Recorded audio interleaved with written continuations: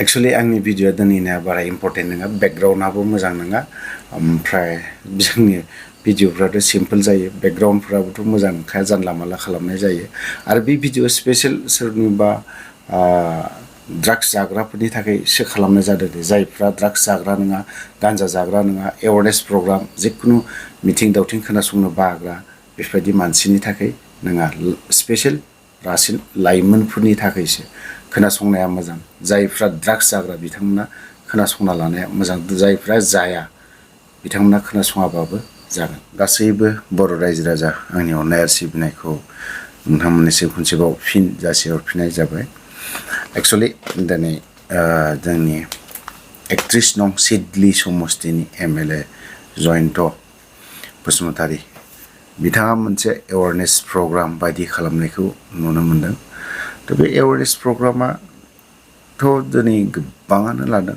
जाय हक बिथाङा दिनै एवारनेस सांग्रांथि हाबाफारि लादों बा बे सांग्रांथि हाबाफारि एवारनेस प्रग्रामखौ ड्राग्सनि एगेन्स्टआवहाय बा गान्जा निसा जातीय बुस्थुनि एगेन्स्टआव लानाय जादों थ' मोजां गाज्रि नङा दिनैहाय गान्जा ड्राग्स बेफोरखौ माब्रैहाय सोनो मोनखो दिनै बेखौ हमनायनि थाखाय UPPL सरकाराबो हाबाफारिखौ लादों हमदों सरकारनि जियालाव साजाखौ होदों सोरखौबा ड्राग्स जानाय गान्जा सोबनाय बेफोरबायदिखौ आयेननि नियम खान्थि बायदि साजाखौ होनायखौ नुनो मोनदों आरो लागासिनोबो दङ आरो होखानांगौबो बिदिखौ थ' बाथ्राया जाहैबाय एवारनेस प्रग्राम खालामनो आंहा बुंनांगौ जेबो गैया मोजांनि बाथ्रा हायोब्ला जों बर'नि जेसेबां दल संगठन दं बेफोरबायदिनि फारसे एवारनेसखौ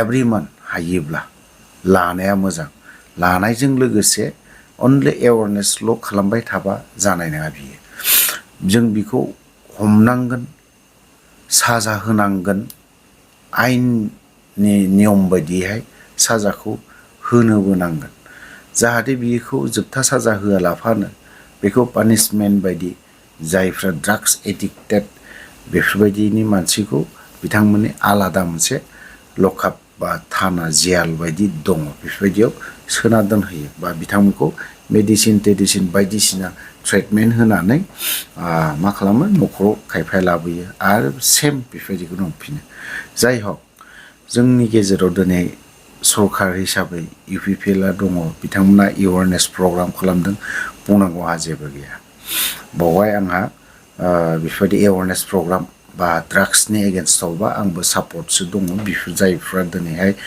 ड्राग्सनि एगेन्स्टआव लादों गोबां आफाद दल संगठनफ्राबो लादों बेफोरबायदिखौ लानांगौ थ' बाथ्राया जाहैबाय मा दिनै जाय ड्राग्स जाग्रा जाय ड्राग्स गान्जा हिर'इन बायदि रोखोमनि फेग्रा मुवा बेफोरबायदिखौ हमनो थाखाय पुलिस प्रसासन दङ पुलिस प्रसासना मा खालामनो हायो बिथांमोना गुदिखौ गोसो जायोब्ला हमनो हायो जाय मानसिया लाबोग्रा बैबायदि मानसिखौ हमनानै साननैसो सिगां आपार आसाम साइडजों गावनायबो खोन्थादोंमोन ड्राग्स जाय फालांगिरि गिदिर ड्राग्सनो माबा माबि हिर'इन बायदि रोखोमनि जोंथ' मोनथिरोङाबो जाफेराबो मोनथियाबो माबायदि गान्जा माबायदि हिर'इन ना थ' बेफोरबायदिखौ दिनैहाय पुलिसफोरनि थाखाय बेफोरखौ हमनानै साजाबो होदोंमोन गोबां साजाबो होदोंमोन नाथाय बेखौ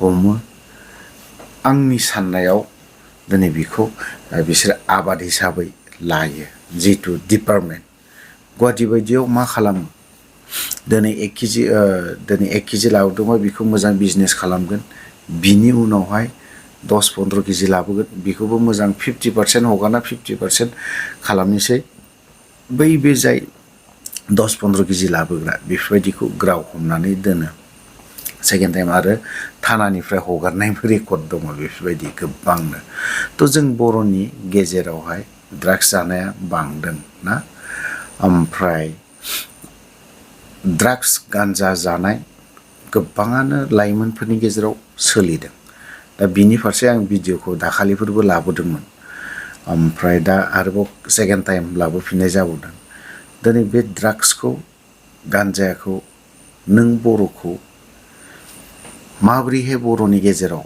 गान्जा आरो ड्राग्स बे बुस्थुखौ सोना होनो हागोन आरो बर'खौ माबोरै खनसेयावनो फोजोबनो हागोन। जोंफोरबायदि बैसोनि मानसियाथ' बा माबा मोनसे खालामफिननो हाहैनायनि बोलोबो गैला माबो गैला। नै दानि जिखिनि लाइमोनफोर दङ बैफोरबायदि लाइमोनखौ ओरैबायदि फोजोबस्रांनायनि लाइनाव लांगासिनो दङ। थारमाने इजि प्रसेस। आं बुंखादोंमोन हाजार जों बर'नि गेजेराव गोबां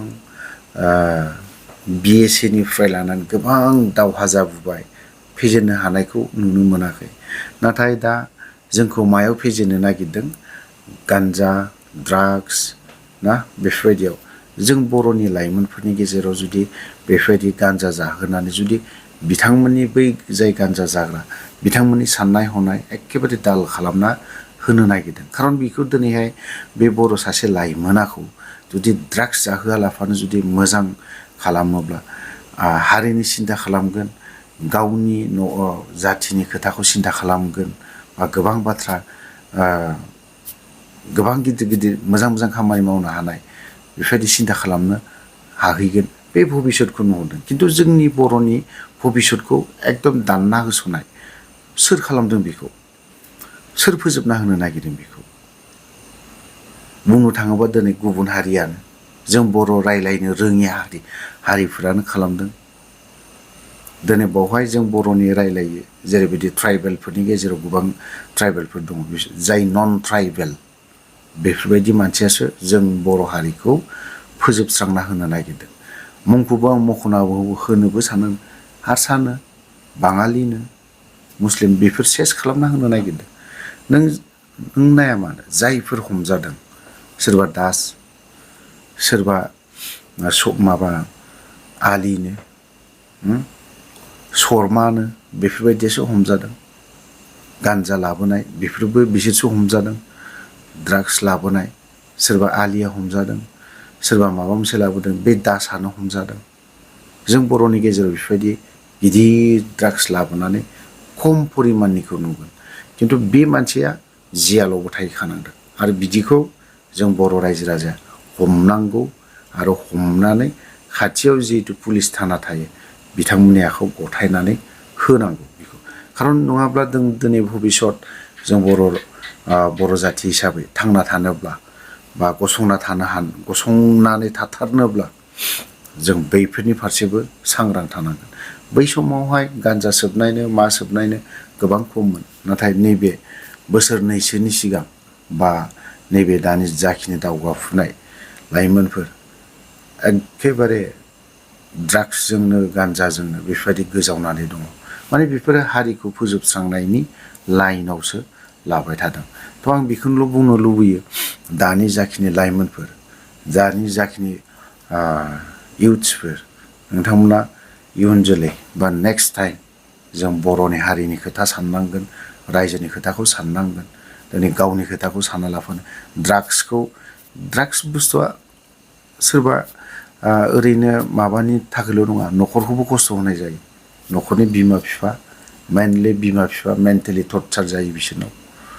बेफोरबायदि जादों। बेफोरखौ सोर खालामदों? रावबो खालामाखै। सोरनिबा फिसायाबो जानो होननानै जायाखै, सोरनियाबा जादोंबो। सोरनिया जादों बेफोरबायदि थाखा फैसा अभाब गैयि बेफोरबायदिना जादों। खारन गाबोन आंनो 1000 थाखा नांगौ होनबानो खानानै हरदों, सोखोमानानै हरदों, लेखायाव सोनानै हरदों, बेगाव सोनानै हरदों, बेफोरबायदिनो जादों। खिन्थु जायफ्राबो दिनै थाखा फैसा गैयि बेफोरखौ सोर खालामदों? बैबो गुबुन हारिफ्रासो खालामगासिनो दङ। थ' लोगोफोर, आं दिनै भिडिअखौ बारा गोलाव खालामनो सानाखै। दिनै बेखिनि ससे भिडिअखौनो लाबोनाय जादों। थ' एवारनेस प्रग्रामनि गेजेराव आं एवारनेस प्रग्रामनि बारै बेखिनि खोथाखौल' लाबोनाय जादों। आं दिनै रावखौबो दुसिनो सानाखै। एवारनेस प्रग्रामखौ जाय बयबो दल संगठना लाबोनांगौ, ड्राग्सनि एगेन्स्टआव गसंनांगौ, ड्राग्सनि हेंथायै गसंथानांगोन। जों गसंथायाब्ला जाथि हिसाबै, हारि हिसाबै थांना थागोना गोब्राब दङ होननानै आं सानो। दावहाजों नांलाया जोंखौ ड्राग्सजों, गान्जाजों, हिनजावफोरनि गेजेरजों सेस फोजोबना होजोबनो नागिरदों। थ' लोगोफोर, आं दिनै भिडिअखौ बारा गोलाव खालामा, बावहायनो दोनथ'बाय। जय बर' हारि।